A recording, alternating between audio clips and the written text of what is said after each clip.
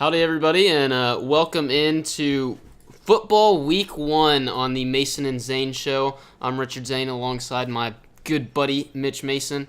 A new season brings a new sport. We've wrapped up our college baseball coverage for the next 6 months or so, and I got to tell you, in College Station, as around the nation on other college campuses, it's an exciting time because college football is back this week. It's actually Thursday. There's some pretty big games tonight. Ohio State's playing. Oklahoma State's playing tonight. I know that just for a few, but finally, we've made it through the off season, and the college sports year can kick off. And what better to do with a marquee game for A&M this week against UCLA? Just to let you know what we're going to cover here on this first show, we're going to go ahead and look at our roster breakdown, go over the key losses from last year, and then what we're adding and what you can expect to see on the field come Sunday. Then Mitch and I will give you our outlook as far as the year as a whole. We'll let you know how well we think the Aggies are going to do this entire season. And then we'll go ahead and look at, we've picked 5 games other than the A&M game, and we're going to go ahead and break those down for you, kind of a college game day type analysis thing. So, Mitch, anything to add to that? Not other than I'm really excited. Obviously, baseball's still going on, and we're both paying attention to that, although Pennant race. One of our teams isn't in it anymore. That's okay. Also, and that's the Dodgers because they lost 5 in a row. They're horrible. But yeah, the last few days, really last few weeks, I've been very excited to get back into football action with Madden coming out, with all the talk surrounding who's going to start at quarterback for the Aggies. We'll talk on that in just a little bit, but it is good to have college football back with class starting. You got the new Madden? I do have the new Madden. I haven't actually had a chance to play it. I got to play Madden 17 when you first got it last year. Stick around. We'll play it. I've heard that the story mode is a bit depressing. I didn't play the story mode. I watched kind of a summary of it just to figure out if I should spend time on it, and apparently you can get different outcomes to where you can have both your character and your best friend's character drafted. You can have a scenario where your friend does not get drafted, but yes, it does start out very sad. Your father's passed away. But also, I heard, not even from a story standpoint, I've heard that, you can't even create your own guy. You can't play as Mitch Mason. You are whatever the generic name is. I think his name is Devin Wade. That's kind of boring. You do take a stock character. It's why I didn't really care to play it. A lot of people have said that the story is convincing and compelling and whatnot, but it's just not my thing. I'm a franchise guy. I'd rather just go in and play as Richard Zane and just dominate everybody. I don't want to be Devin Wade. That's fair. I want the glory for myself, That's fair. So, anyways, yeah, football season, it's back. Everything's exciting this time of year. So, we'll go ahead and jump into it. Right now, we'll go ahead and look at our key losses from the A&M roster last year. 4 Aggies were drafted in the NFL draft. First and foremost, the first overall pick to the Cleveland Browns, the first one in Texas A&M history, Mr. Myles Garrett. He's gone from College Station and is living in Cleveland, unfortunately. Sorry, Myles. We're praying you get out of there uninjured. Just 5 years. As fast as possible. Is it 5 years? It's a 5-year deal, isn't it? I have the no rookie idea contract. what it is. Get through your rookie contract, come to Dallas. I was under the impression that rookie contracts were 3 years, but that might be different from sport to sport. I may be thinking of baseball. Baseball is 5 years of professional team control. I may be thinking about that. But I know the NHL, a rookie contract is 3 years. Okay. I don't know what it's like in other sports. I think it's the difference. Call it 4. I think it's 3 years. We're gonna go ahead and call it 3 years. So Myles, get out of there as fast as possible. Yes. But I actually saw Myles a week after he got drafted at Fuego. Okay. I was there for lunch with a friend. The finest taco dispensary on the planet. Yes, according to him. It definitely is. If you think otherwise, you're wrong, without a doubt. But I was there after a enjoyable night out on the town. Probably wasn't 100% in my correct mental state, but I went out there and saw Myles Garrett. He was in a U-Haul leaving College Station, driving up to Cleveland that day. Went out there and shook his hands, told him congratulations. That everybody in College Station was rooting for him. Obviously, there you go. You couldn't ask for for a better guy for this to happen to. Like, Myles Garrett has always been a stand-up guy. Absolutely. I remember my first semester on campus, I saw Myles Garrett with my own eyes dunk. Right. That was the funniest thing ever right there on Rudder Plaza. Yep. But, yeah, so Myles Garrett departs College Station, had 31 sacks in 3 years, had 8.5 last year, but remember he was playing hurt most of the time after he took a injury he sustained in the Arkansas game. Dan Skipper, you're a scumbag. Not a fan. But Myles really made a name for himself his freshman and sophomore years, breaking Jadeveon Clowney's SEC freshman sack record. Yep. And he is surely a force that Chief and the Aggie defense will miss in the especially the season to come, but the years to come. You kind of wish these guys would stick around forever. Yeah, I mean, absolutely. There was kind of a brief second that we were holding out that maybe Myles would stay around for the senior year, just because he had teased it just a little bit. But I think deep down we all knew that Myles Garrett was not only going to the NFL, but that he was going to be at least a top 3 pick, and of course he was the top overall pick to the Cleveland Browns. So finally they're doing something right in Cleveland, but hard to say goodbye, but we got to move on all the same. Also drafted, the next Aggie drafted anyways, would be Justin Evans in the second round, 50th overall to Tampa Bay. Good pick. A very good pick. Key loss for the Aggie secondary, though. Yep. Justin Evans led the team last year with 87 tackles and picked off 4 would-be passes, completions, whatever you call it. Including one to our opponent this week, Josh Rosen. Oh, yeah, Josh Rosen. Did he have the pick that after Josh tried to hype up the crowd? Yes, immediately threw it right to Justin Evans. So Justin Evans, definitely going to miss him. He was like a sleeper guy on my Aggie defense last year with Ataro and Miles and Deshaun, who we'll get to in a second, and other guys like Colin Gillespie, just going around hitting people. Came out of nowhere. Armani Watts. All those guys kind of overshadowed Justin Evans a little bit, but Justin Evans was an outstanding player here, and we wish him nothing but the best in Tampa Bay, teaming up with former Fighting Texas Aggie Mike Evans out there, so that's huge. 2 Aggies out there in Tampa. Hopefully they do very well. I think Mike's going to have another great season. Mike's primed to have it. The primary wide receiver in Tampa this year, once again. He's looking good. Tampa added a ton to their offense. Jameis Winston, as much as I don't personally I love him. Care for the guy. We some dogs. We ain't no puppies. He's going to be throwing dots all season to Mike Evans. So, maybe the Buccaneers can take the South this year. Maybe they upset the Falcons. I saw something like Jameis Winston, who is one of the most talented athletes in the NFL, had something like 200-1 odds to win the MVP this year. And to me, that just seems a little crazy. If you're a betting man, that might be decent value for your money. I might think about it. I'm not a betting man, so I won't take it. But it seems a little crazy to think that someone that talented is that far out of consideration. Yeah, sure. Another key loss on the Aggie defensive line is Miles' bookend, the other end of the defensive line, Deshaun Hall. 3rd round, 77th overall to Carolina.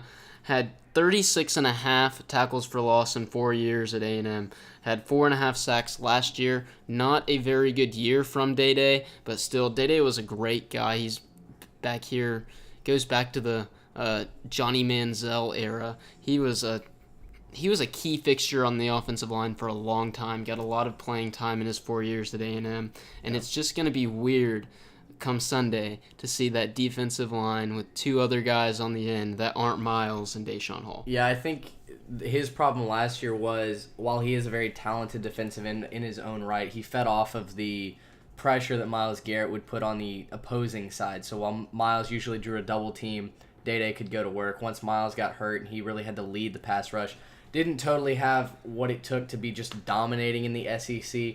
I think in Carolina, if he's going to make a name for himself at all, it's going to be in tandem with the rest of the pass rush elements that they have. Interesting to note, he was actually cut on my franchise by the Panthers in in training camp. So he's now wearing the silver and blue in my franchise. Of course he is, but I don't think anybody's cutting their fourth. No, they're not.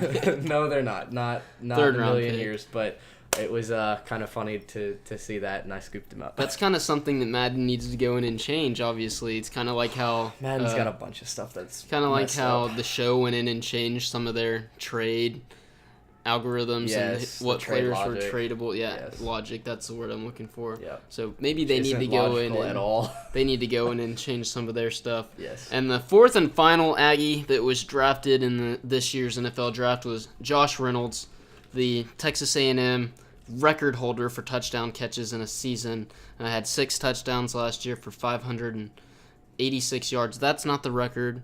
He set the record his junior year. He went in the 4th round, 107th overall to the Los Angeles Rams, and he's actually had a really good preseason. He has caught a couple touchdown passes out there for the Rams. Not totally sure if he's going to be relegated to the practice squad yet or not, but definitely a talented guy. He's got the height, the frame, I think, to be an NFL wide receiver. I think he needs to put on a little bit more weight. Yeah, I was just about to say. He's a little smaller, but he's put on some weight. Yeah, he's a little thin. But other than that, very, very talented. He's got good hands for the most part. We saw him drop a few that he really shouldn't have his last 2 seasons here. But a lot of potential. He's doing well in Los Angeles, and we wish him the best. He always had the clutch factor here. He did, absolutely. And he was awesome. You could always count on Josh Reynolds to make a huge, big play in a key part of the game. Other losses to note, Trevor Knight had to say goodbye. We knew that was going to happen, though. He was here as a graduate transfer, played immediately. I really think, and I will probably take this to my deathbed, as well as I also think that had the Louisiana Tech game in 2012 not been moved, we would have had an extra bye week and A&M would have gone 11-1 or whatever and would have gone to the national championship in Johnny Manziel's freshman year. I don't want to get into it, but I really think that if Trevor Knight doesn't get hurt in the Mississippi State game, the Aggies go, I think at least go 10-2. Yeah. Not sure if they beat guys who just ran all over them in the LSU game. Probably not. But I really think if Trevor Knight goes and stays healthy, the Aggies go 10-2, and they go to the Sugar Bowl last year. Yeah, and I mean, we'll get into it as we address the depth chart here in a second, but Hubenek, his efforts replacing Trevor Knight, while they weren't terrible, they were painfully average. What's the phrase? Like, beautifully mediocre. And I think that perfectly describes... I prefer to just go with bad. I mean... I didn't think it was good. I don't think he lost us anything, but he certainly didn't win us anything. And, I think that was a heavy factor going into decision-making this season for starting quarterback. But, yeah, like you said, I mean, Knight was not a excellent quarterback by any stretch of the imagination. Not. But, like I was talking to my roommate actually earlier today, he had kind of that big play factor. Like, the play that I think of all the time is that read option against Arkansas where he just scampers right up the middle for 60 yards right when we needed a touchdown. Yes. Like, it was a crucial moment of the game, and Knight made it happen. And Hubenek just, bless his heart, does not have that. Blinn and Texas A&M football are 2 very, very different things. And, while he excelled at Blinn, the SEC and that pass defense is just something completely different, and you can't expect him to necessarily perform at the same level, and unfortunately he hasn't performed even close to what he did at Blinn. So, I mean, just one of those what would have happened type moments. We could go into it all day long and just say, that's so Texas A&M though. Oh yeah, what if? What if? And I feel like every fan base in every sport does that, but we are so stereotypical. What if the Aggies don't blow 4 straight leads in 2011? I mean, what happened? I don't want to talk about that either. I don't want to talk about 2011. Did not happen. It did not happen. We beat Texas in 2010. That was the last game. It's over. Anyways, one thing to be said for Trevor Knight, he's a great guy. All-around guy. Absolutely. Off the football field, and we wish him the best out in Arizona. And Trevor Knight does have a new smoking hot girlfriend who is like 1,000 times better than Sadie Robertson, although she is also a very beautiful woman. I'm just saying, Trevor Knight is doing things.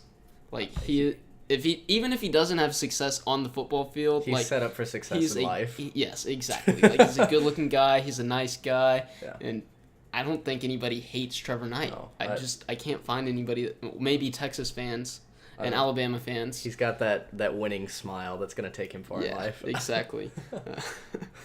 Other guys to depart, we'll go ahead and talk about the receiving core, which is absolutely just depleted this past year. Yes. Almost completely without other than Christian Kirk Not staying Michigan around. depleted, but very depleted. Oh, Michigan's going to be fine. I think Harbaugh's got his reload thing They coming went in. to Rome. They were blessed by the Pope. I mean, how can they not win the national championship this year? Because I'm Jewish. I'm not Catholic. I don't believe in that. But anyways, Speedy Noyle, he's leaving. Yes. Also, kind of like Speedy Noyle, Bye, Speedy. with all the hype that surrounded his recruiting and how highly thought of and he was coming out of high school, he was an absolute bust here. He couldn't stay on the field. Outside of his freshman year, his freshman season was awesome, but his sophomore and his junior years were just horrible. We also heard there might be some drug-related issues that are adding to the fact that Speedy's leaving. Yeah. If you hear that, all I've got to say is don't let the door hit you or the good Lord split you, honestly. So, other than that, the other guy I really want to talk about was really interesting to me was Ricky Seals-Jones. Did not have a good year by any stretch of the imagination last year. Dropped way too many passes last year. Exactly. Dropped way too many passes. Didn't make any huge plays when we needed them. But even he left. Yes. And I really think that he made his mind up before the season started that 2016 was going to be his last as an Aggie. Mm-hmm. I think if he came back for his senior year, he could have improved his draft stock because he ended up going undrafted. And, that can't feel good for a guy when he's made this huge life-changing decision that I'm going to go get paid to play football. Leave early and go get paid to play football instead of being a student athlete, and then it doesn't pan out right off the bat. I mean, he did get signed by the Cardinals. It is worth noting that, but I mean, he's not going to. He's not making good money. No. Not making. Well, I mean, he is making good money compared to other people and normal people, but he's not making the money I'm sure he thought he was going to get. Right. So, anyways, I don't understand it. I will try to stop understanding it, but whatever. Two guys off the offensive line that also said goodbye were Avery Genesee and Jermaine Illuminor, also known as London.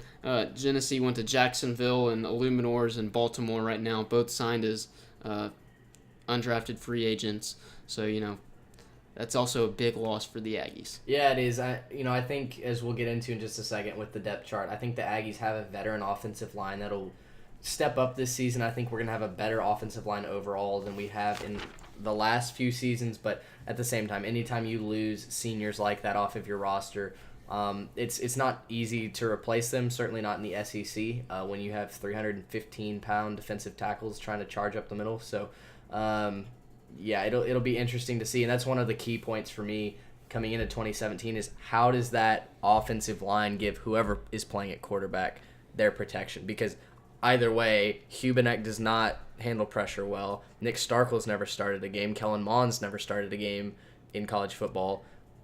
Giving them that pocket and giving them that space is going to be absolutely crucial for anybody who's under center this semester. Yeah. And with that, I think it's time to go ahead and segment into the depth chart that we've got going on. We'll go ahead and start it off with the offense. The biggest question mark and thing that people in College Station have been talking about is the quarterback position. Mm-hmm. Who's going to start? Which one of the three of them is going to be the guy that takes the first snap at the Rose Bowl come Sunday evening? And between the guys of Jake Hubenak, Kellen Mond, or Nick Starkel, we don't really know who's going to be the guy. Some reports out of camp today, actually late last night, was Nick Starkel is going to take the first snap. Yeah. And honestly, I don't have a problem with that. It's kind of what I expected. What I would expect to see on Sunday is you're going to see Starkel and Kellen Mond split snaps as opposed to Jake Hubenak getting much playing time at all, because I just don't think Hubenak has the arm that Starkel has, and he definitely doesn't have the legs that Mond has. Sure. And I really see Kevin Sumlin and Noel Mazzone trying to use Mond and Starkel as a tandem kind of thing, try to see what they can get out of Mond's legs, try to see what they can get out of Starkel's arm. A lot of what Auburn did last year with their quarterback system. Yeah, I don't disagree that the Aggies will probably try that. I don't know. They haven't said, obviously, what they're going to do as far as a game plan, because why would they release a game plan before the game? But I'm kind of hoping against that. If we see Kellen Mond, I hope it's because Starkel is struggling, and they just decide to make the change. I don't want to see kind of a, like tag teaming effort, because when you do have that, it lends itself to predictability. Like you said, Mon is going to be known for his legs, and Starkel's going to be known for his arms. At least right off the bat. Right, because exactly. Mon's going to develop as the seasons go on, as his time here goes on. His arm and his passing game is going to develop. But right off the bat, the thing that everybody knows about is how he can run. He's known for being a mobile quarterback. Absolutely. And Mond, for those of y'all that are worried about Mond being kind of like Kyler Murray 2.0, I don't think that's the case at all. First of all, Kyler Murray was a two-sport athlete. He focused on baseball and split his time between football and baseball. In fact, they said that Murray had much more of a baseball throwing motion with the football than obviously Mond does. Mond is a pure quarterback, a pure passer. He loves to run. He can use his legs. He used his legs very, very effectively at IMG Academy. But I think that Mond has a better chance to develop as not only an efficient passer, but just a smart passer in general. We saw Kyler Murray throw some really bad interceptions, especially against Alabama in the 1 year that he played games here. And it's just because, like, he was kind of given quite a bit at Allen. He had a great offensive line. He didn't really have to worry about the pass rush. If he did, he just simply rolled out. Also, he got to play Flower Mound every year. And so. That's just not going to win. It's not the same setup against Alabama. So I think give Mond a year, maybe two, and I think we really start to see him blossom maybe junior year for sure. Hopefully, obviously, before then, because I'd like to see him do stuff while we're still here. But ultimately, I'm going to be here. Well, okay. I'm going to be while here. I'm still here, people that are on track to graduate in 2019. I am on track to graduate 2019. I'm just going to get an extra football season because I started a semester late. December 2019 as opposed to the spring. Come on. So give me the credit I deserve. All right, I'll give you the credit that you deserve. I did it the right way. I wanted an extra football season that I missed out on. That's fair. I also wish I could get an extra football season. Anyway, we digress. Stark will be taking the starting snaps. We may see Mond kind of split time there, but like I said, I'd like to see kind of Starkel just be given the reins initially, just see what he can do, and then if we need to change it up, do that. Yeah. Good thing, interesting thing to note here is no Hubenak, and I'm okay with that. Yes. Yeah, no, we've seen what Hubenak can do. He's a great guy. I've heard he's great in the locker room, but I don't want him starting against UCLA. Yeah, I would agree with that. 'Cause I don't really have a problem with Jake Hubenak as a person either. Everything I've heard from people who actually know him and are around the football team is that he's a great guy. Right. And he interacts with fans on Twitter as well. Does a good job of that. But I just don't think his ability is there. And he's a great story. Grew up an Aggie fan. Now he's an Aggie quarterback, whatever. But his ability's just not there. His heart is and his want to is, but his ability's not. Yeah. So the other interesting thing that a lot of people have been talking about is the Aggie offensive line. How are they going to replace the two pieces they lost? And it really seems that they've got plenty of guys returning with experience, and they've got 3 returning starters. So that's Eric McCoy, Colton Prater, and Connor Lanphier. And then you've got guys like Keaton Sutherland, Coda Martin, who have played a lot on the offensive line. And it looks like Coach Turner believes he has 11 different guys that are capable of being good SEC offensive linemen. Yeah, I mean, we'll see. We've got quite a young crop of guys. Basically, our whole second team is freshmen, so with the exception of Christian Daimler. But, yeah, there's a lot of youth on this offensive line, at least backing up. You've got Eric McCoy, who's a sophomore, redshirt sophomore, Colton Prater, who's a sophomore, and then you've got Martin, Lanphier, and Sutherland are all juniors. So while this may not be the oldest group of offensive linemen, it's an experienced group. They've all started games in the SEC, and I'm not really concerned about our offensive line this year. I feel pretty good. Not at all. Keaton Sutherland got some starts last year. He wasn't listed as a returning starter because he didn't start most of the games, but he definitely got a lot of SEC experience. And I really expect Coach Turner to use these guys in a rotation because you can see last year Eric McCoy was the center. He's now moved to left guard. Colton Prater last year was a guard. He's now moved to center. Yeah. And these guys can play at any position on the offensive line, and that I really think helps Coach Turner with his rotation and what he wants to do, and it also helps them be a lot more versatile and if somebody does get hurt, somebody does go down, the next guy up can just step in. Yeah. And I think that's a really good thing, really good feature for Coach Sumlin and Coach Turner to have on this offensive line. Absolutely. The receiving core, we already said, was depleted. Yes. Lost 3 huge big names that were here. Christian Kirk's the only big name that is returning, along with Damian Ratley, but Damian Ratley's not a preseason All-American, and Damian Ratley didn't get any starts last year either. Yeah. So Christian Kirk, really the guy to watch. I read something on Texas Aggies that referred to Christian Kirk as the Aggies' only resident badass on this year's roster. I mean, so yeah, he's certainly got his own swagger about him, and he's gonna have to be big. He's gonna have to create that separation. You know that a lot of teams are probably gonna come out looking to double team him, making whoever's at quarterback beat them downfield with Ratley, beat them downfield with Jamon Osborne, Hezekiah Jones, whoever's opposite Kirk. And Kirk's not that big of a guy. He's fast. That's what he's got. He's fast. He's got great hands. And he's going to have to make that work in order for the Aggie passing game to be efficient this year. And I think it's great for Coach Moorhead and the receiving corps. They've got 5 or 6 guys that are young and haven't played as much, but are still going to be really good weapons for whoever the quarterback is, whether it be Starkel, Mond, or Hubenak. You got Rashad Paul, Damian Ratley, Hezekiah Jones, Jamon Osborne, Courtney Davis. All of these guys were highly thought of coming out of high school, and now they've got a chance to show everybody, and they could really be a key X factor because they aren't well known. We don't know what they're going to do, but if they step up and they play great and they give us the performance that we need out of them, A&M's going to be fine. The receiving corps is going to be fine. And it's going to be even better as the years go on. Mm-hmm. Running backs in the backfield, not much is going to change. Keith Ford and Trey Williams are going to split time just like they did last year. Remember, Ford's more of the big exactly. Yeah. I was just about to say bruiser. He's the guy that gets in the trenches and beats you up and pounds you down for 3-4 yards of carry, and then Trey's the guy who bounces outside and goes for 60.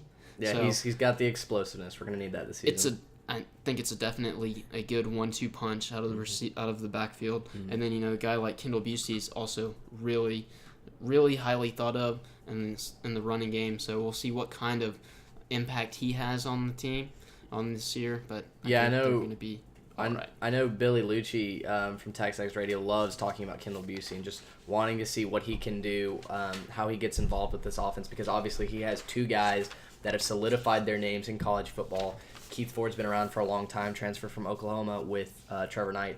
Travion Williams was the explosive, fiery freshman who burst onto the scene last year. Where is there a place for Busey? And while he may have all the talent in the world, I'd like to see him actually prove himself with the snaps that he does get, whether it's working out of the backfield as kind of like a scat back who, will take those swing passes, what have you, get first and long carries, second long carries whenever Travion's not on the field, what have you. I just really like to see him step up, prove himself, and rise to the talent that everyone says he has. And that's something that a lot of Aggies in the past, at least recently, have just not done. They've come in with all the hype in the world and they just haven't lived up to it. And I'd like to see Busey take that third running back role that doesn't have a ton of pressure behind it and just really excel and exceed our expectations. Yeah. Switching now to the defensive side of the ball, Coach Chavis has switched up the way the Aggie defensive front is going to look. The last few years under Chief, we've run a 3-4. This year we're going to run a 4-3, meaning we're going to have 4 defensive linemen.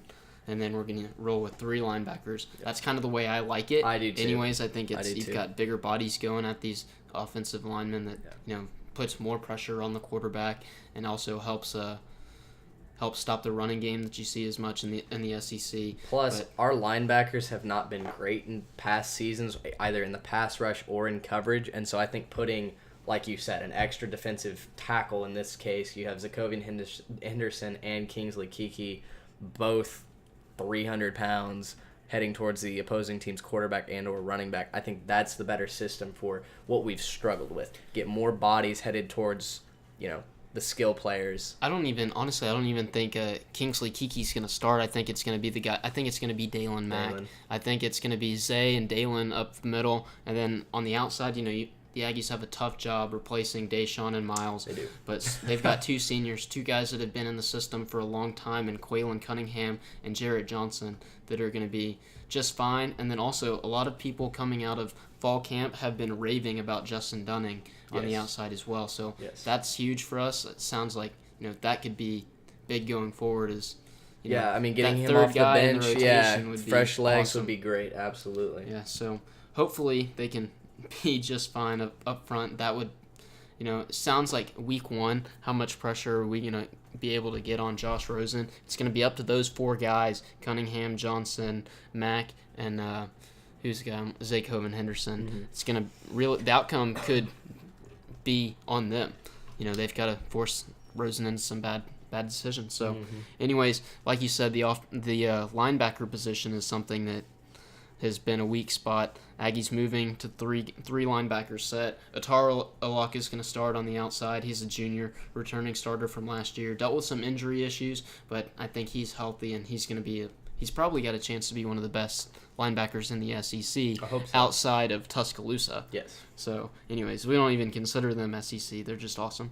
Up the middle, you're probably going to see Anthony Hines III, the highly regarded. He actually had the most offers of any recruit ever coming out of high school. That's insane. At any position. That's insane. So, and he landed here. It says that he's second on the depth chart, but I'm not sure that's official. I think you're going to see Anthony Hines be the starter on Sunday. He is just a freak of nature. Yeah. He was in my district for a while in high school, and he started as a freshman, and he was dominant.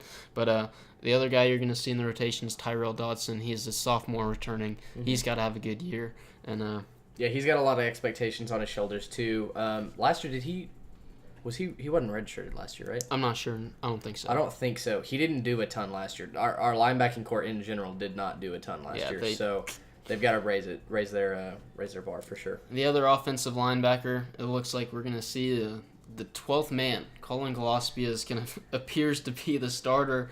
I don't know what to. You've got this shocked look on your face. I think that's how everybody feels. We've got the walk-on in a starting position at a key position. Yeah, and not in the just SEC. Not just any position. If Texag's depth chart is right, it's that strong side linebacker. It was the one that came out. This is the one Texags has up is the one that was released by A&M a couple days ago. Yeah, so that's what I've got on my notes too. So I mean,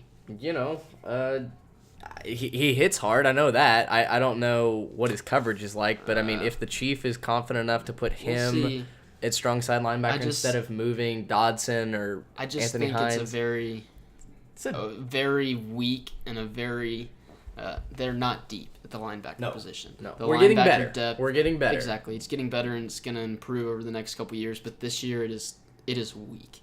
The linebacker position in Aggie land is weak, and if teams can exploit it, we're in for a long year. Yeah. So exactly. Now moving to a part of our defense that seems to be the toast of the Aggie defense in the Aggie Twitter world, our defensive backfield is going to be all right. Yes. Safeties, we've got 2 returning guys that are all-world and have a chance to be all-world for A&M defense. Right. Armani Watts and Donovan Wilson, they're both draft hopefuls this year. Yes. Both seniors came back. Armani Watts had an injury last year at the end of the season, but it seems like he's healthy. Kept him here in Aggie land. Yes, all the news sounds like Armani Watts is healthy, which is huge. Yep. And then at the cornerback position, they only really lost Justin Evans. Yes. Priest Willis is back, and Kima Severin had a big year last year, had a lot of playing time. Yep. They returned 3 out of 4 starters in the defensive backfield. The only other guy, the 2 guys you're going to see probably Charles Oliver and Clifford Chapman. Both of them have split time in camp a little bit running in the first team, but from what I've heard glowing reports about both of them. Yeah, I've heard nothing but excellent reports out of Charles Oliver specifically, that this guy can cover, he can go up, he can contest passes, he's not going to get burned downfield like we've seen in the past. From everything that I've heard, Charles Oliver as a sophomore is someone to watch in the defensive secondary. Really, really hope he can step up and exceed those expectations, because we've struggled at the cornerback position. I mean, when we had Priest and Nick last year, you didn't really know what was going to go down. Nick seemed to get burned so many times downfield. Priest had an okay year, but I tell you what, like, anytime you faced a good quarterback, you were worried. You thought the safeties were going to be fine, but as far as the cornerbacks went, it was like, okay, I mean, it's kind of a 50-50 toss-up. Do you get burned? Do you make a play on the ball? And this year, I think the Chief has them ready to go with Priest on one side, Charles on the other side. Deshaun Capers is listed as the nickel back right now.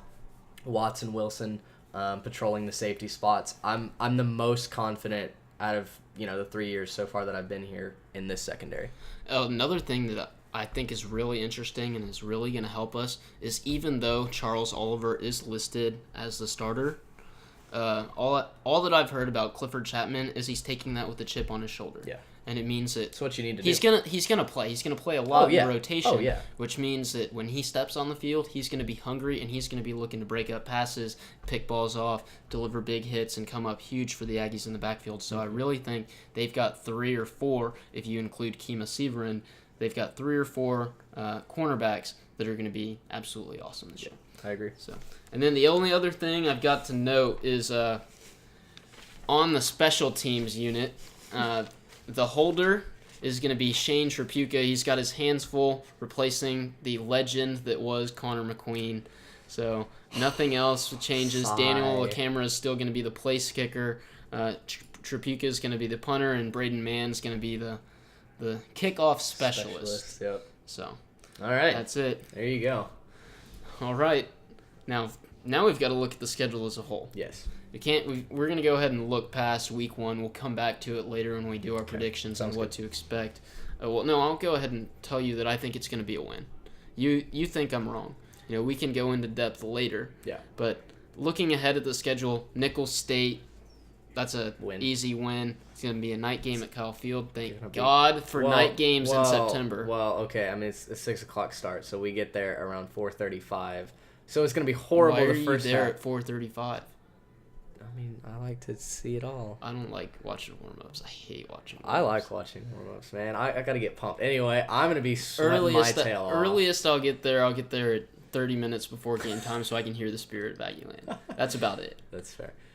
So win. So worst case scenario, 1-1. Yeah. Moving to week 3. But real scenario, 2-0. 2-0. Okay. I mean, we'll talk about it later.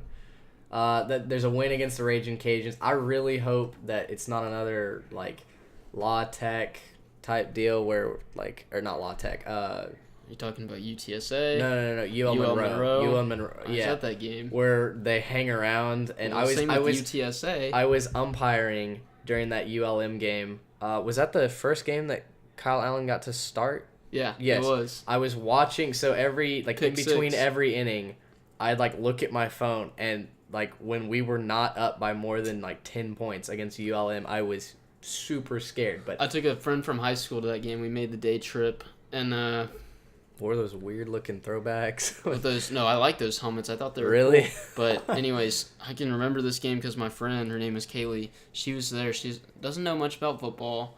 Isn't the biggest A&M fan. She just came along with me, and she kept saying the entire time, "If we lose, this will be bad."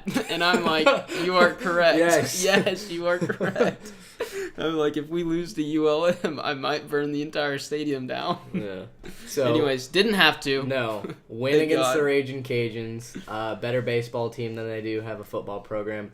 Then their diamond sports are good.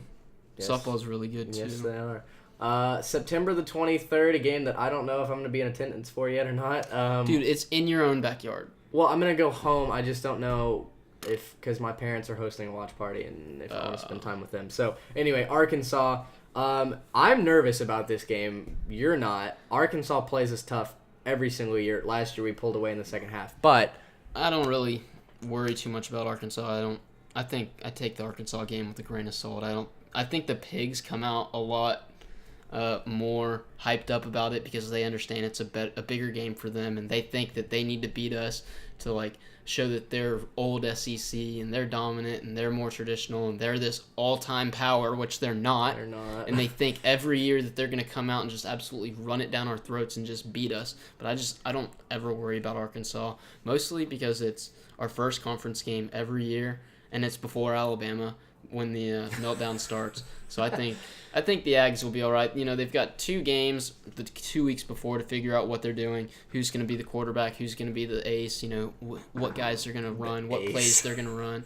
We could have multiple quarterbacks. Right. I'm comparing it to baseball. Yes, I'm doing that. Yeah, who's going to be the ace in the hole? How about that? Is that better? George, Is that better? I'll take the George Strait You've got to have an ace in the hole. I'll take it. A little secret that nobody knows. But I think Arkansas is a win each and every year, at least until we fire Kevin I'm Sumlin. nervous about it. I think we beat Arkansas too. Here's this. I'm just nervous. I think we beat them, but if we don't, I think that's the nail in the coffin and Kevin Sumlin's gone. He's just gone right after that. Especially not right after that. Oh, okay. But that's losing to Arkansas in my mind, mostly because I went to high school with a bunch of annoying people who now go to Arkansas and think they're amazing. I think that losing to Arkansas in any sport is unacceptable. What if we lose to UCLA and Arkansas? We start 2-2. Does someone survive that? Yeah, I think he at least gets through. Bama. I think he gets through the entire year. I mean, what's the point of firing him halfway through the year? Yeah. No, I hate when teams fire their coach halfway through the year. Like, what you're just giving up on the season at that point. And I don't think that's something that the athletic department here wants to. That's fair. I don't think they want to send that message to the fans and the people the season ticket holders. Yeah. I think if he does get fired, they'll do it right. I think if he goes 8-4, like I think they're gonna do, he's not gonna get fired. So, anyways, there you go. South Carolina, another game at home. South Carolina's not very good. Win. It's a win. Then Alabama comes to town on the 7th of October, and we're just gonna get destroyed. Yeah, Nick Saban. I think Nick Saban's gonna win another national championship this year. I think they are so pissed off in Tuscaloosa with how the college football playoff championship game went, how the national championship game went last year, and they're just gonna run it down everybody's throat. Yeah. They're gonna run it down everybody's throat Bo all year long. Is gonna be gross. And Bo Scarborough, and then the fact that you've got Jalen Hurts, who's probably gonna win the Heisman this year as a sophomore. He's one of the most dynamic players in the world, or in the nation, and nobody thought he was gonna have the year he did last year. Yeah. He carried that team. I think. Absolutely. Anyways, Alabama lost. We're done. Next week, the Aggies go to Gainesville. First trip ever to the Swamp for the Aggies in the SEC era. I think it's the first ever trip there to begin with. Florida's ranked 13th in the country right now to start the season. With a true freshman starting a quarterback. Also, they've suspended 10 players for the first week against Michigan. Yes. I think Florida's overrated, but I think they're better than us. I think they beat us, especially on their home field. Yeah, no, it's hard to go into Ben Hill and come out with a W. So also, I'm in agreement. I think that, I'm not going to say that. Never mind. Comments about Jim McElwain seafood, if you know what I'm talking about. Don't actually, but anyway, we'll go ahead. We'll talk about it. We have a bye week in between that, and then we go. We come back home. We play Mississippi State, the Fighting Nick Fitzgerald. He's literally the only player on that team that I think is dangerous in the slightest. But I think we get revenge on Mississippi State this year. Oh, I think so too. I don't think that's close. I think A&M's much more talented. It wasn't supposed to be close last year either. But I think, Trevor Knight got hurt, so. So give that a win. The next week, Auburn comes to town. What your thoughts on Auburn? That's Jim McElwain. Oh, I did see that. That's right. LOL. Thoughts on Auburn? Loss. Only. No, see, I'm a firm believer in patterns and all this stuff. Ever since A&M has joined the SEC in 2012, the home team in the A&M Auburn game has lost. Yes. Fact. I'm well aware of that, yeah. So I think it's Auburn's turn this year. Do you think Auburn... I don't think they're good, per se. I just think it's... Do you think we struggle more with Kerryon Johnson running the ball or Jared Stidham passing the ball? Jared Stidham sucks. I don't think he's very good. I think he was a system quarterback at Baylor. Everyone who comes out of Baylor is a system quarterback. Well, look what RG3 did. Yeah, but he could run. Well, 1 year. Stidham can run too. Well, that's true. Anyway. But I'm saying, look what RG3 did in the NFL. Oh, right. Yeah. RG3 after his rookie year. Of course, he doesn't have... I don't think Jared Stidham has the pieces that he did at Baylor at Auburn. So I don't think he's going to be much of a I think he's going to be good. He's probably one of the best quarterbacks in the SEC. Talented, let's for be sure. honest. Talented Most for sure. talented, but I don't think he's got the supporting cast that he's used to, and Auburn's not going to be able to take advantage of his full potential. Yeah. That's just my opinion. No, I got you. Week after that, New Mexico in the home finale. This will be senior day, my birthday weekend. New Mexico Happy birthday. Comes to town. Thank you. I'll be 21 that weekend. It's going to be a good weekend. I mean, if we struggle with New Mexico, like, what are If we struggle with New Mexico, fire Kevin Sumlin immediately. What are we doing? They're going to beat them. Although we don't have a great track record. Well, I say that. We're 1-1 on my birthday weekend. So They're going to beat them. Get her done. I don't think it's a problem. Get her done. Next week, travel to Hottie Toddy Land, Vaught Hemingway Stadium, to the scandal-ridden Ole Miss Rebels. An absolute Pay to dumpster fire. play, Absolute escorts, dumpster fire in Ole Hugh Miss. Freeze is an idiot. We're gonna beat them. I think this year we get revenge on Ole Miss. I mean, Ole Miss has they don't. I mean, Shea Patterson's awesome. Shea Patterson in his first full season, he's gonna be good. But I just they don't have anything around him. Exactly, they don't have anything around them. I think sometime in the next couple months, the NCAA is gonna come in and drop a hammer on Ole Miss. And it's just going to be too distracting for their players. I don't think they're going to get the death penalty or anything like that. But I just don't think they're going to be anything dangerous this year at all. Last week, our season finale will be against LSU at LSU, Death Valley. Is there any way the Aggies win on the road? I think there is. I have this marked as a loss. It would obviously be a huge upset because LSU is also ranked very highly to begin the year. But I just think, maybe this year with all we've got, maybe. Just maybe. I don't really know why. Just we'll see how the year goes and we can come back to it. But for now, I think it's a loss, and I think the Aggies go 8-4, and I think someone keeps his job because he will have avoided that November collapse. Yeah. The Alabama game's a loss. Everybody's already marking that as an L, and then the Florida game, everybody's already marking as an L. So even if he loses those two games, I think he's going to start 5-0. You think otherwise, but I think if he goes 5-2 in his first 7, I think that'll be better than what people have expected. Yeah, and I'm not down on the Aggies. I mean, I guess I'll go ahead and give my analysis now.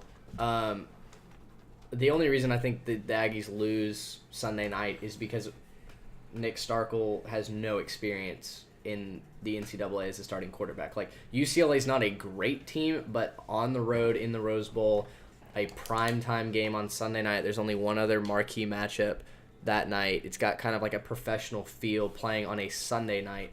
I don't think Nick Starkel's ready for that. I don't know how Josh Rosen does against our defense. Honestly, I think he didn't really impress me last year. The running game tore us apart in the opener last season. I don't know what he does against our veteran secondary. I'm inclined to believe that we can maybe lock him down, but at the same time, like, if your quarterback doesn't have his head in the game and can't make plays for you, I'm not all that confident about winning against UCLA. I'm on the fence, though. Like, I can see us winning, I can see us losing. So I'm not saying, by picking them to lose, I'm not saying this is a foregone conclusion in my mind, Aggies start 0-1. I would be perfectly happy if we started 1-0, and to be perfectly honest, the last 2 seasons, Arizona State and UCLA, I thought we were going to lose both of those games too. So I've been proved wrong both my freshman and sophomore year. I'd love to be proved wrong my junior year, start 5-0, and then get shellacked by Bama in Florida. But, that'd be great to have that opportunity. But that's the schedule taken care of. You have them at 8-4. I have them at 7-5 if I had to put it down officially on paper. So for the last section of our first episode of the 2017 season, we're going to move into our pick'em section. We picked 6 games in total, including the A&M UCLA game. We really already gave you our analysis on that one. So we've got 5 marquee matchups this weekend, week 1, even though week 0 was last week, that kind of define the best of college football in week 1, starting with Michigan, Florida. I don't even think that's going to be a very good game, to be I don't either, honest but with you. I think Florida's highly overrated. Yeah. And I think Michigan with Wilton Spate coming back is, you're starting to see the beginning of Jim Harbaugh's recruiting reload where, they lost a lot of pieces, including Jabril Peppers last year and Taco Charlton. But you're starting to see that the recruits are rolling in and they're ready to play and everybody's developed and they're ready to go and they're ready to beat everybody. I think Michigan's still 1 or 2 years away from being a national title contender, but they've got too much coming back, and especially with Florida.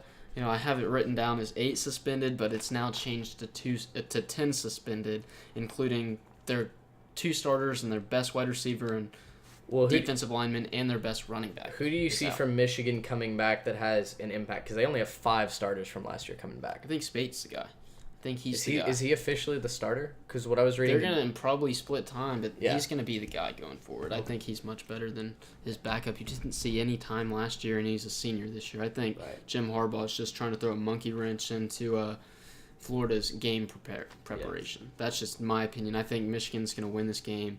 I don't even think it's close. I think it's 2 touchdowns and a field goal, 17 points at the least, in my opinion. That's just me. I think Florida's highly overrated coming into the year. Yeah, no, I have Michigan picked to win this one as well. It's a 2:30 kick on ABC from AT&T Stadium back in Dallas. My dad's going to be there. Like you said, Florida, just a lot of inexperience. Michigan's going to have it too, but Florida, a true freshman, Felipe Franks, is going to get the start. They have 10 suspended players, including their leading wide receiver last year, Antonio Callaway, and running back Jordan Scarlett. A lot of distraction, just not a full roster for Florida. And even though Michigan is not returning very many starters whatsoever, they lost 10 out of 11 starters on the defensive side of the ball last year. I still think Michigan finds a way to get it done. Yeah, I would agree with that analysis. I think the recruitment... the recruiting classes they've had roll in the last couple of years are just too talented. Absolutely. You'll see some inexperience, and there might be some hiccups, and there might be some issues, and they might trip themselves up a little early in that game. But I think they'll find a way to get it done. They're just too talented up and down the roster. Yeah. Number 3, Florida State will play number 1, Alabama. This is a 7:00 kick on ABC from Mercedes-Benz Stadium in Atlanta, not the Superdome. Florida State comes in. They have a better offensive line versus a new pass rush from Alabama. Alabama's front 4 last year led the nation, 53 sacks, not including the linebackers, not including safeties. This is not team sacks. 53 sacks from the defensive front 4. They've lost those guys. Florida State solidified their offensive line. From Florida State, you have quarterback DeAndre Francois and running back Derwin James, who's fresh off a knee injury for this season. They give the Noles a shot to score the ball. Jimbo Fisher is 7-0 in season openers. Nick Saban is 10-0 against former assistants, which Jimbo Fisher wasn't a former assistant for Nick Saban. So something's got to give there. For Alabama, Bo Scarborough is just the next in a line of very scary running backs that have come out of Alabama. They're just running back you at this point. New wide receivers for Alabama include Jerry Jeudy and Henry Ruggs III. They're going to have to step up and be playmakers for Jalen Hurts. I mean, he can run the ball. We know about that, but he's also going to have to throw the ball, especially if Florida State starts blitzing. So I've got Alabama winning this. I don't see how the Tide start the season 0-1. They've just got too much going in their favor. I'm going to go ahead and agree with you. I don't even think it's close. Really? I said that about the other game too. I think, like I said in the roster or the schedule analysis, I think Alabama's just too pissed off. Fair.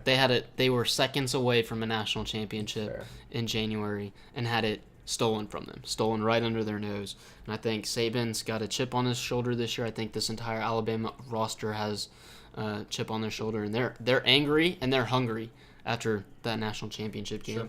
I think that the best part about this game is you're going to see the 2 best sophomore quarterbacks in the country face off face-to-face in the first game of the year, and that's Jalen Hurts and DeAndre Francois. That's going to be a very fun matchup for us to watch on TV, and those that are at the I believe it's the first game ever at the Mercedes-Benz Stadium there in Atlanta. Yes. So I think that'll be a fun thing, but I think Jalen Hurts is just too talented, and I think this year, that game especially, is really going to start his Heisman campaign.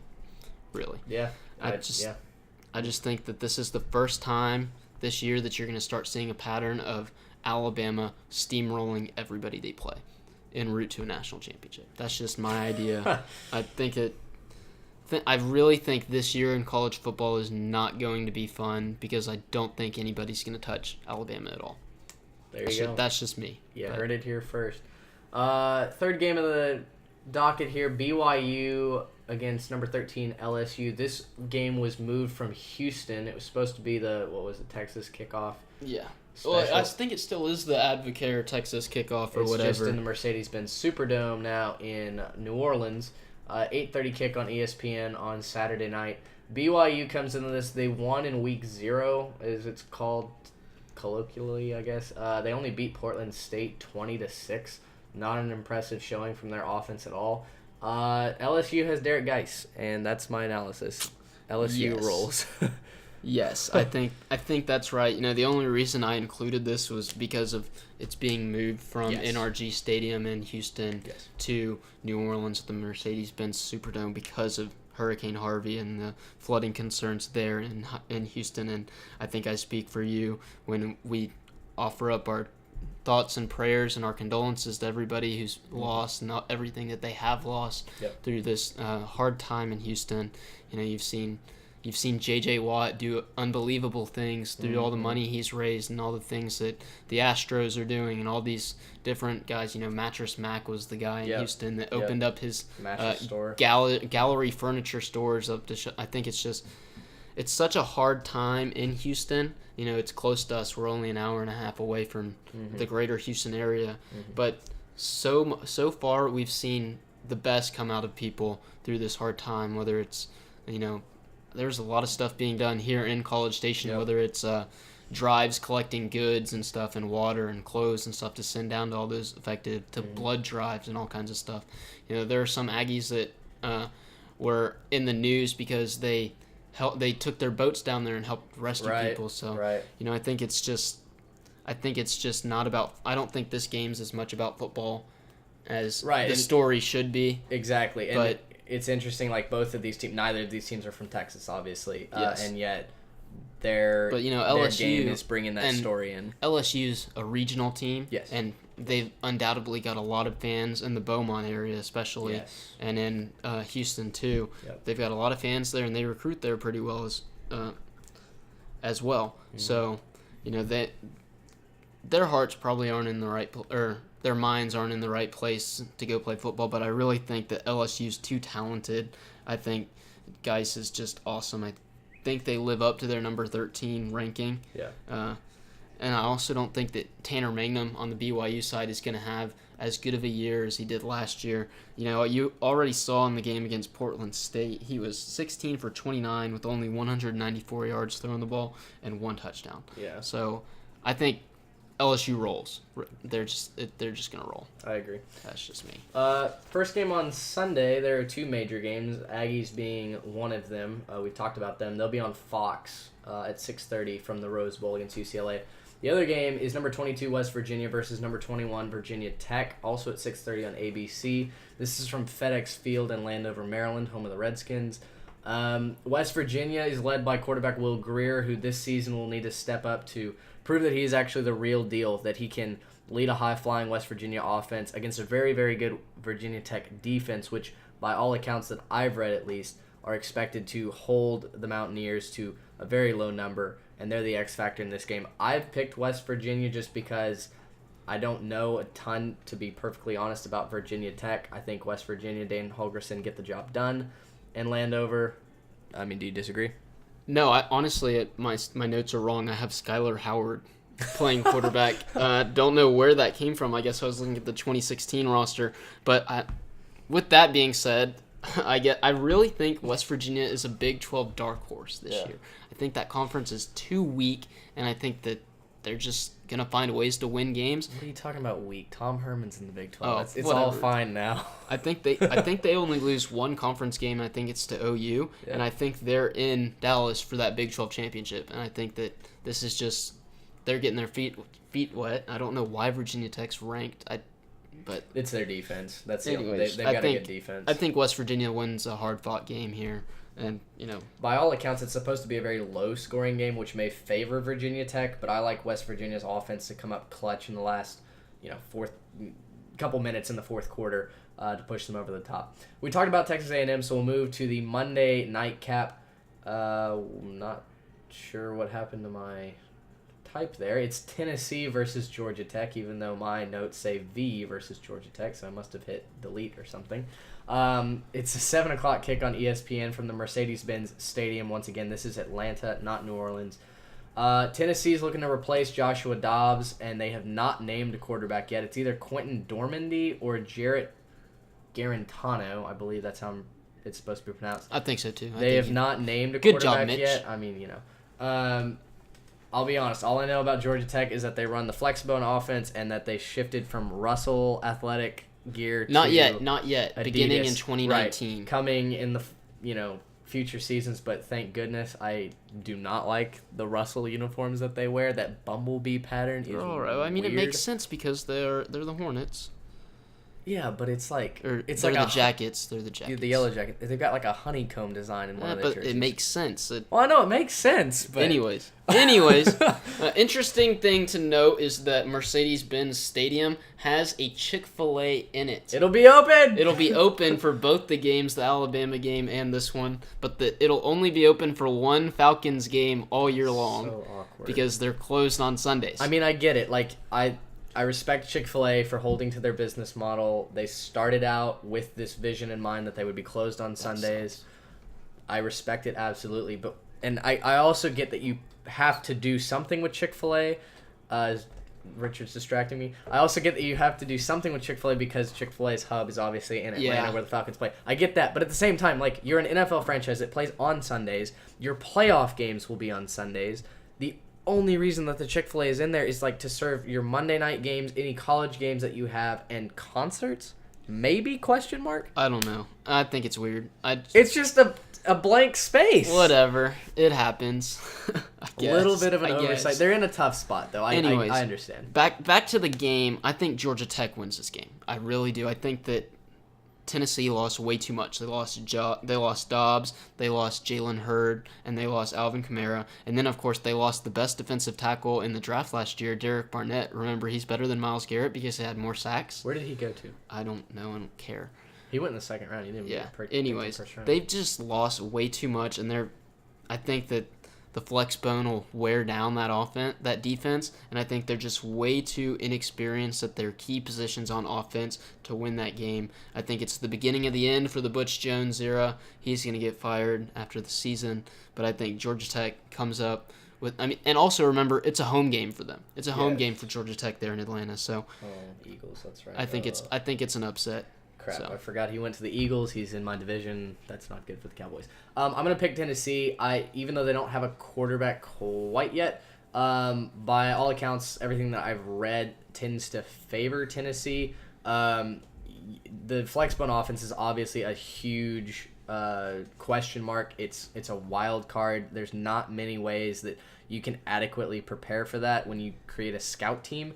But at the same time, I think Butch Jones has a very hot seat, similar to Kevin Sumlin. I think it's hotter than Kevin Sumlin. If he does not get it done against an unranked Georgia Tech team, which I get it, Paul Johnson does magical things with Georgia Tech, but if Butch Jones can't get it done against Georgia Tech, not an SEC opponent, it's definitely the beginning of the end for him. And I don't remember, did Florida beat Tennessee last year?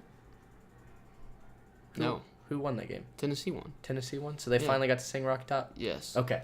So for that's the only first thing. time in yes, that was the only years. thing that saved his job. That was before our game. You're right, because they had that, then Georgia, and then us. Yeah, they had these. They had two miracles, almost three. That's right. That's right. Florida absolutely was dominating, and then just wet the bed in the second half. That's right. That's what saved Butch Jones' job, I believe, is Rocky Top. That doesn't happen this year, but I think they do get it done against Georgia Tech. I'm probably going to be wrong about that, but that's okay. So with that being said, we have run through all of our content in the last hour and 3 minutes that we've been with you. Coming up on 4. We talked a whole lot today. That's our longest show ever. That is our longest show ever, but it was a good one, I think. We talked about a lot, obviously had a lot to break down. We will be back next week as the Aggies get ready for their home opener against Nicholls State. Once again, playing UCLA on Sunday night in a marquee I'll matchup. be there. Richard I'm flying is out leaving. on Saturday. Can't Where wait. are you flying out of? IAH. Okay. They opened up. Did they? They opened up the airports in Houston yesterday at 4:00. So I'm good to go. I'm probably gonna take in a Dodger game in San Diego on Sunday. So I'm excited about I freaking that. love Petco Park. love I was Petco there Park, this too. summer. Got to watch the Padres destroy my Rangers. That's okay. Yeah, I like that. Anyway, but yeah, that'll do it from us, from Richard Zane, from Mitch Mason. Thank you so much for listening to us as we've started year 2 of our podcast. Our Also, podcast is a year old. It's a beautiful thing. Also, we're doing the hockey games on this too, right? I believe so. I think we're gonna. It hasn't been ironed out, and we'll let you guys know, of course. But I think we're gonna be doing Texas A&M hockey. We're definitely doing Texas A&M hockey. We just don't know what channel it's gonna be on. But I think it's gonna be on this channel. So Yeah. Pay attention to Richard's Twitter musings. He does that a lot better than I do. I love Twitter. But anyway, we're gonna go watch some college football tonight. So until next week, y'all have a good one.